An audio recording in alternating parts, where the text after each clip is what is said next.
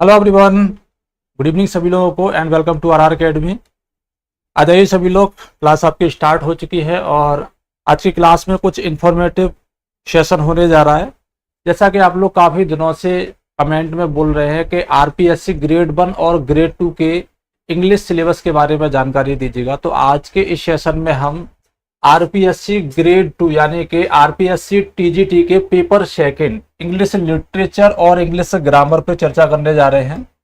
2025 में इसका जो सिलेबस रहने जा रहा है और जो एग्जाम पैटर्न रहने जा रहा है उस पर डिटेल में चर्चा करेंगे और किस तरीके से आप इसकी प्रिपरेशन करें जिससे क्वालिफाइड हो जाए, और सारी चीज़ों को भी आज की क्लास में बताएंगे। ठीक है, तो एक बार सभी लोग आ जाइएगा और मुझे कमेंट करिए ऑडियो वीडियो बिल्कुल क्लियर है या नहीं, जिससे आपका सेशन बिना किसी देरी के स्टार्ट किया जा सके। ओके, चलिए गुड इवनिंग सभी लोगों को, गुड इवनिंग आ जाइए जल्दी जल्दी से। तो चलिए देर नहीं करते, स्टार्ट कर लेते हैं हम आज के सेशन को।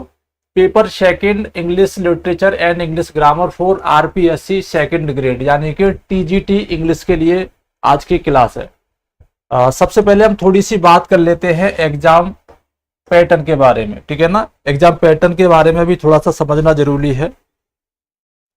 एक बार सभी लोग कंफर्म करिएगा ऑडियो वीडियो क्लियर चल रहा है कि नहीं चल रहा है, जिससे कि क्लास आप लोगों की सही तरीके से हो पाए।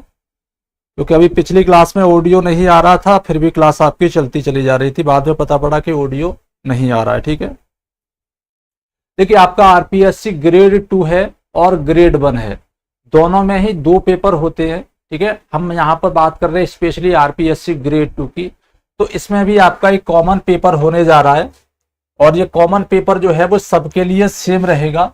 इसमें क्या रहेगा आपका जीके, जीएस और करंट अफेयर्स। ठीक है ना, बाकी जो चीजें जीके जीएस में आ जाती है वो सभी चीजें। इसमें क्या है, ये आपका ऑब्जेक्टिव पेपर रहेगा, पेपर 1 ऑब्जेक्टिव रहेगा। इसमें आपके टोटल 100 एमसीक्यू क्वेश्चंस रहेंगे, 100 एमसीक्यू क्वेश्चंस रहेंगे। ईच क्वेश्चंस कैरी 2 मार्क्स, प्रत्येक क्वेश्चन के 2 मार्क्स दिए जाएंगे। इट मीन्स ये जो पेपर है आपका 200 मार्क्स का रहेगा। एक अगर इस पेपर के नेगेटिव मार्किंग की बात करें तो इसमें आपकी 1/3 की नेगेटिव मार्किंग रहेगी, ये आपको याद रखना है। ठीक है ना, नेगेटिव मार्किंग रहेगी, ये आपको याद रखना है। अगर ऑप्शंस की बात करें तो इसमें आपके ऑब्जेक्टिव टाइप का है तो कितने ऑप्शन रहेंगे, 5 ऑप्शन रहेंगे प्रत्येक क्वेश्चन के। ठीक है ना, 5 ऑप्शन रहेंगे जिनमें से आपको एक को सही टिक करना है, ये याद रखना है। अब ऐसे ही आपका ये हो गया आपका पेपर 1। ठीक है, ये आपका पेपर 1 हो गया जो कि कॉमन रहेगा सभी विषय के कैंडिडेट के लिए, चाहे वो किसी भी सब्जेक्ट से फिल कर रहा हो। इसके बाद में आपका पेपर सेकंड है जो कि कंसर्न पेपर है, वह हम डिस्कस कर रहे हैं किसके लिए, इंग्लिश के लिए। ऐसे कैंडिडेट जो आरपीएससी ग्रेड 2 में इंग्लिश सब्जेक्ट से अप्लाई कर रहे हैं उनके लिए। तो इसका जो एग्जाम पैटर्न है वो किस तरीके से है वो भी आप लोग समझ लीजिए, जिससे कि आपको तैयारी करने में हेल्पफुल हो सके। इसमें आपके जो टोटल नंबर ऑफ क्वेश्चंस रहेंगे वो 150 क्वेश्चंस रहेंगे। कितने रहेंगे, 150 क्वेश्चंस रहेंगे, 150 क्वेश्चंस रहेंगे और प्रत्येक क्वेश्चन आपका 2 मार्क्स का रहेगा। इस तरीके से अगर देखा जाए तो इसमें आपके टोटल 300 मार्क्स रहेंगे। ठीक है, 300 मार्क्स का आपका ये पेपर सेकंड रहेगा। ठीक है, अगर इसमें भी नेगेटिव मार्किंग की बात करें तो इसमें 1/3 की नेगेटिव मार्किंग रहेगी। ठीक है ना, अगर एक क्वेश्चन आपका गलत जाता है या आप गलत टिक करते हैं तो 1/3 आपका मार्क कट जाएगा। टाइम ड्यूरेशन की बात करें तो इसमें आपको 2.30 यानी कि 2.5 घंटे का टाइम मिलेगा। ठीक है ना, 2.5 घंटे का आपका टाइम रहेगा। ठीक, ये याद रखना है। इसी तरीके से अगर ऊपर वाले में देखें तो इस वाले में आपको 2 घंटे का टाइम रहेगा। ठीक है, इसको नोट कर लीजिएगा। तो ये कुछ इंपॉर्टेंट चीजें थी एग्जाम पैटर्न के बारे में, इसी तरीके से आपको तैयारी करनी है। अब हम बात करेंगे इसका जो स्पेसिफिक सिलेबस है इंग्लिश लिटरेचर और इंग्लिश ग्रामर का आरपीएससी ग्रेड 2 टीचर्स के लिए, वो आप लोग समझ लीजिएगा। राजस्थान पब्लिक सर्विस कमीशन के द्वारा ये वैकेंसी निकाली जा रही है। ठीक है ना, syllabus of competitive examination for the post of secondary education department English senior teacher. ठीक है ना, पेपर सेकंड की बात कर रहे हैं जो कि आपका इंग्लिश का। ये आपका पार्ट में डिवाइडेड है, इसमें आपके टोटल 3 पार्ट्स रहने जा रहे हैं जिसमें डिफरेंट डिफिकल्ट लेवल के आपके क्वेश्चंस रहेंगे। तो पार्ट 1 में क्या है, पार्ट 1 में secondary and senior secondary level का आपका डिफिकल्ट लेवल रहेगा और इसके अंतर्गत आपका टोटल इंग्लिश ग्रामर है, ठीक है ना, क्या है, इंग्लिश ग्रामर है इसके अंतर्गत, यानी कि कंप्लीट इंग्लिश ग्रामर है। ऐसा नहीं है कि कुछ स्किप कर दिया जाए, कुछ एक्सक्लूड कर दिया जाए, ऐसा भी नहीं है। पूरा का पूरा आपका इंग्लिश ग्रामर इसमें दे रखा है, जो कि आपको बहुत अच्छे तरीके से तैयारी कर लेनी है, ठीक है ना। ग्रामर एंड यूजेज में पार्ट ऑफ स्पीच, अब पार्ट ऑफ स्पीच अगर आ जाता है तो कंप्लीट आपका इंग्लिश ग्रामर आ ही जाता है, ठीक है ना। पार्ट ऑफ स्पीच में नाउन, वर्ब, एडजेक्टिव, एडवर्ब ये दे रखे हैं। हालांकि पार्ट ऑफ स्पीच दे रखा है तो आपको पूरा का पूरा पार्ट ऑफ स्पीच कवर करना है, ठीक है। Use of articles and determiners, tense यानी टेंस, टाइम एंड टेंस पूरा आ गया। यूज ऑफ प्रीपोजिशन, ये भी आपका पार्ट ऑफ स्पीच में आ गया। मॉडल ऑक्सिलरी वर्ब, अगर आप मॉडल ऑक्सिलरी वर्ब पढ़ेंगे तो आपको प्राइमरी ऑक्सिलरी वर्ब भी पढ़नी पड़ेंगी। मिनटू से पूरा का पूरा आपको टाइम एंड टेंस कवर करना पड़ेगा, ठीक है, तभी आपका मॉडल ऑक्सिलरी वर्ब भी सक्सेसफुली समझ में आएगा। डिग्रीज ऑफ एडजेक्टिव, अब डिग्रीज ऑफ एडजेक्टिव आ गई तो आपको एडजेक्टिव भी पढ़ना पड़ेगा, ठीक है ना। अब इनका ट्रांसफॉर्मेशन रहेगा comparative to superlative, superlative to positive, positive to comparative, इस तरीके से डिग्रीज ऑफ एडजेक्टिव का आप यूज कर पाएंगे, ठीक है। मतलब आपको ट्रांसफॉर्मेशन पढ़ना पड़ेगा डिग्रीज के लिए। सबऑर्डिनेशन एंड कोऑर्डिनेशन, सबऑर्डिनेशन आपका कॉम्प्लेक्स सेंटेंस में आता है, कोऑर्डिनेशन आपका कंपाउंड सेंटेंस में आता है। मीन टू से सिंपल, कंपाउंड और कॉम्प्लेक्स आपको तीनों तरीके के स्ट्रक्चर्ड सेंटेंस एनालाइज करने पड़ेंगे, सही तरीके से पढ़ने पड़ेंगे। किस तरीके से उनको सिंथेसाइज करना है ये भी समझना पड़ेगा। सिर्फ इतना ही नहीं है कि यहाँ पर दे दिया है ये उतना ही पढ़ना है, यानी उनको कंप्लीटली अच्छे तरीके से समझना होगा।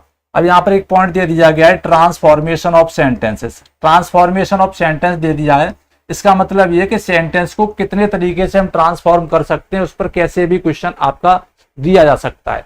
एग्जाम्पल के तौर पे यहाँ पर कुछ पॉइंट दे रखे हैं, जैसे अफर्मेटिव सेंटेंस से नेगेटिव सेंटेंस बनाने के लिए आ सकता है, नेगेटिव से अफर्मेटिव बनाने के लिए आ सकता है, इंटेरोगेटिव से असर्टिव बनाने के लिए आ सकता है, ठीक है ना, इंटेरोगेटिव से नेगेटिव बनाने के लिए आ सकता है, इंपेरेटिव से असर्टिव बनाने के लिए आ सकता है। इस तरीके से इनको इंटरचेंज करने के लिए आपके क्वेश्चन आ सकते हैं। ऐसे ही एक्टिव सेंटेंस से पैसिव, पैसिव से एक्टिव बनाने के लिए, डायरेक्ट से इनडायरेक्ट और इनडायरेक्ट से डायरेक्ट बनाने के लिए। It means completely transformation of sentence है, जिसके अंतर्गत पार्ट ऑफ स्पीच को भी इंटरचेंज करने के लिए क्वेश्चंस दे दिए जाते हैं, ठीक है। ऐसा नहीं सिर्फ बोल दिया है उतना ही करना है, तो थॉरोली इसको पढ़ना है, तरीके से पढ़ना है, ढंग से। फ्रेजल वर्ब लर्न करने वाली चीजें आपको लर्न करनी है। प्रोवर्ब्स, इडियोमेट्रिक एक्सप्रेशन लर्न करने वाली चीजें। Words often misspelled and confuse, ये भी लर्न करने वाली चीज है। One word substitution learning work है। सिनोनियम, एंटोनियम्स लर्निंग वर्क है। फोनेटिक ट्रांसक्रिप्शन, ये समझने वाला चीज है, ठीक है ना, अंडरस्टैंड करने वाला पॉइंट है। ये मैं आपको डिटेल में ऑलरेडी यूट्यूब पर पढ़ा चुका हूं, और ये आपको पेड क्लासेस में भी सही तरीके से देखने के लिए मिल जाएगा।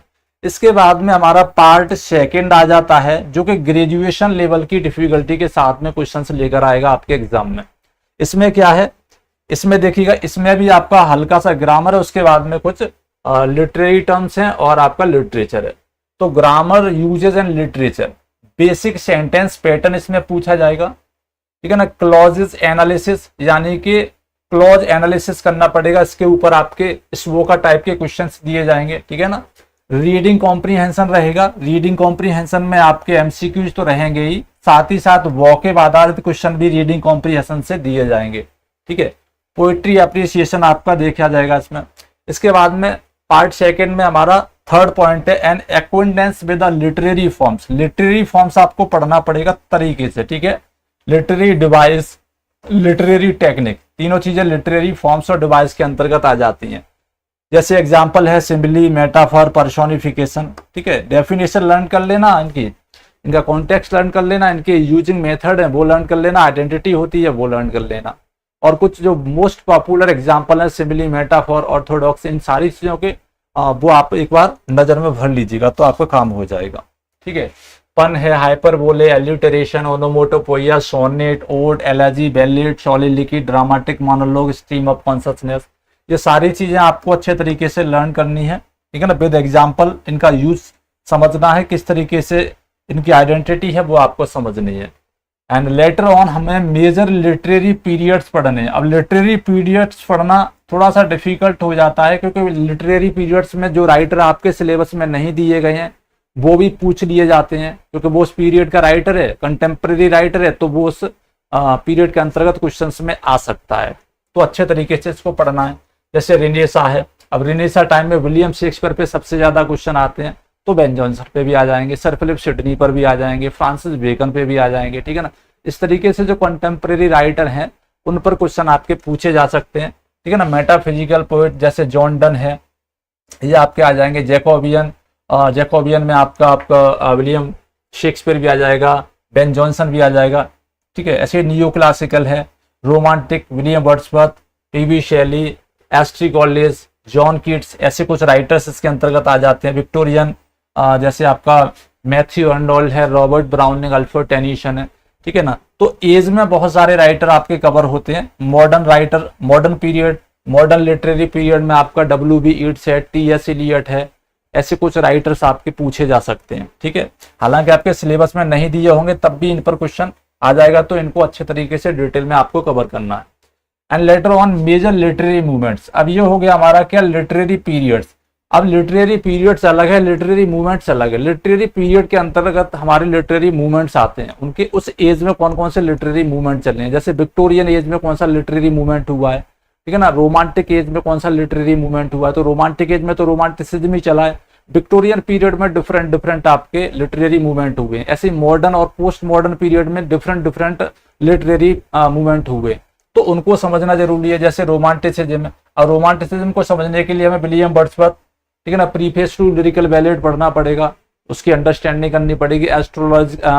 एस्ट्री कॉलेज का इमेजिनेशन वाला कंसेप्ट समझना पड़ेगा, जॉन कीट्स को समझना पड़ेगा, ठीक है ना, टीवी शैली को समझना पड़ेगा, विलियम ब्लेक को भी समझना पड़ेगा, और मेडिएवल पोइट्री को भी समझना पड़ेगा। तो ये एक दूसरे से इंटरकनेक्टेड है। And Gothic, pre Raphaelite movement, realism, ठीक है ना, एक्सटेंशनलिज्म, ये सारी चीजें आपको मूवमेंट के अंतर्गत पढ़नी पड़ेंगी।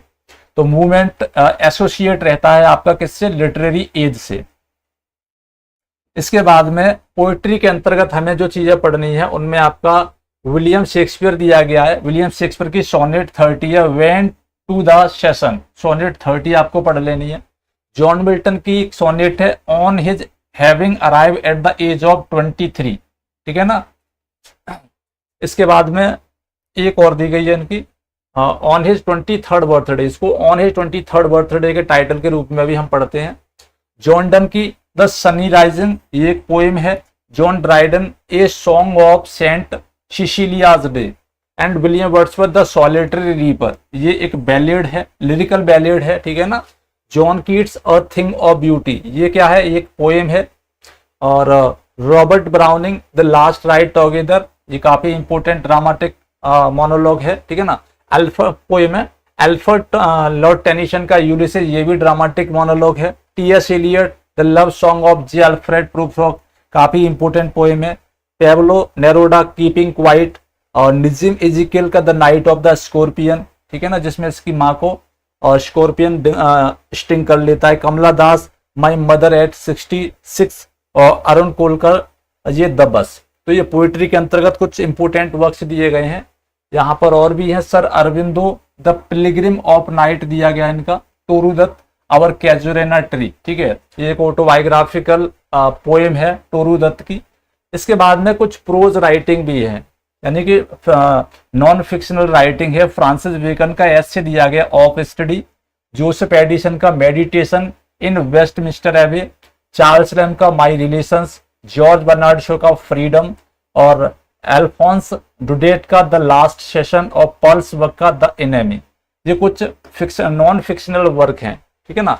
यहाँ पर फिक्शनल वर्क में फिक्शन के अंतर्गत यानी कि नॉवेल्स के अंतर्गत चार्ल्स डिकेंस का एक नॉवेल है, और टेल्स ऑफ टू सिटी, ठीक है ना। और टेल्स ऑफ टू सिटी एक हिस्टोरिकल टाइप का नॉवेल है, मिक्स ब्लेंड है हिस्टोरिकल और फिक्शनल एलिमेंट्स का।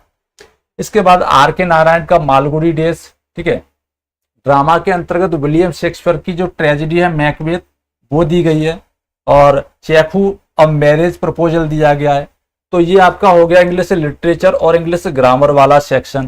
पार्ट 3 में आपको डिफरेंट चीजें देखने के लिए मिलेंगी, जो कि आपका टीचिंग मेथोडोलॉजी के अंतर्गत पूछा जाएगा, ठीक है ना। टीचिंग मेथोडोलॉजी का लगभग 20% का वेटेज रहेगा, ये आपको याद रखना है, ठीक है ना। जैसे basic principle of second language learning या सेकंड लैंग्वेज टीचिंग यानी कि English teaching, development of 4 language skill listening, speaking, reading, writing, इनके जो एलिमेंट है एप्लीकेशन वो आपको याद करनी पड़ेंगी। Teaching of language, forms, prose, poetry, grammar and composition, इनको जब टीच करेंगे तो किस तरीके से इन्हें टीच करना चाहिए जिससे बच्चों को अच्छे तरीके से अंडरस्टैंड हो पाए। Okay, and approaches and method of English language teaching. English language teaching के जो मेथड हैं वो क्या है, जैसे ग्रामर ट्रांसलेशन मेथड है, डायरेक्ट मेथड है, स्ट्रक्चरल मेथड है, ऑडियो लिंगुअल मेथड है, communication English language teaching method है और इवैल्यूएशन इन इंग्लिश लैंग्वेज है। तो ये आपका हो गया पेपर सेकंड का यानी कि कंसर्न सब्जेक्ट का कंप्लीट सिलेबस। इसी सिलेबस को आपको डिटेल में अच्छे तरीके से कवर करना है। अगर आप लोग इसकी प्रिपरेशन कर रहे हैं, चाहे आप ग्रेड 1 की तैयारी कर रहे हो, समझिएगा, यानी कि चाहे आप ग्रेड 1 यानी कि पीजीटी,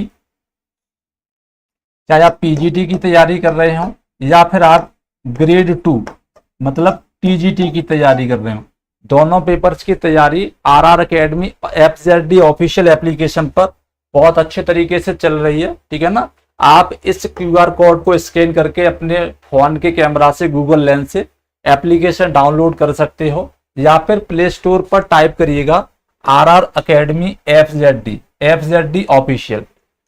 कंफ्यूज मत होना, मेरी दूसरी एप्लीकेशन भी है आरआर अकेडमी फिरोजाबाद। अगर आप उसको डाउनलोड करोगे तो ये ऑफर नहीं मिलेगा, ये कोर्स भी नहीं मिलेगा। सिर्फ आरआर अकेडमी एफजेडडी ऑफिशियल पर ये सभी कोर्सेज हैं जो यहाँ पर लिख रखे हैं। कोई भी कोर्स ले लीजिए आप 999 रुपीज में आज एनरोल करिएगा, मतलब जिस दिन एनरोल करेंगे उस दिन से 2 साल तक अनइंटरप्टेड आप उसका यूज कर सकते हैं, जिसमें आपको लाइव प्लस रिकॉर्डेड क्लासेस रहेंगी, पीडीएफ नोट्स रहेंगे, एमसीक्यू सेशंस रहेंगे, ठीक है, और डिटेल प्लस एमसीक्यू सेशन रहेंगे, डिटेल क्लास भी कराई जाएगी, उसके बाद आपकी प्रैक्टिस रहेगी। तो अगर आप लोगों को किसी भी कोर्स में एडमिशन लेना है, जितने कोर्स यहाँ लिखे हैं वो तो है ही है, कुछ एडिशनल कोर्स और भी जो यहाँ पे नहीं लिख पाए, तो आप लोग अभी इस क्यूआर कोड को स्कैन करें, यहाँ से एप्लीकेशन डाउनलोड करिएगा या प्ले स्टोर पर जाकर टाइप कर दीजिए, वहां से एप्लीकेशन डाउनलोड कर लीजिए। किसी भी कोर्स की तैयारी कर रहे हैं अभी डाउनलोड कर लीजिए और तुरंत एडमिशन लीजिए। 2 साल तक आप पढ़ते रहिएगा बिना किसी तरीके की बाधा के। ओके, ठीक है। और इस चैनल पर एक प्लेलिस्ट क्रिएट कर रखी है आरपीएससी ग्रेड 2 इंग्लिश क्लासेस, उसमें आपको आरपीएससी ग्रेड 2 की जो इंग्लिश लिटरेचर और इंग्लिश ग्रामर की क्लासें हैं वो फ्री ऑफ कॉस्ट मिलेंगी। अगर आप यहाँ से तैयारी करना चाहें तो चैनल को सब्सक्राइब कर लीजिएगा, यहाँ पर भी आपको इंपॉर्टेंट क्लासें मिलती रहेंगी। ठीक है, चलिए, धन्यवाद।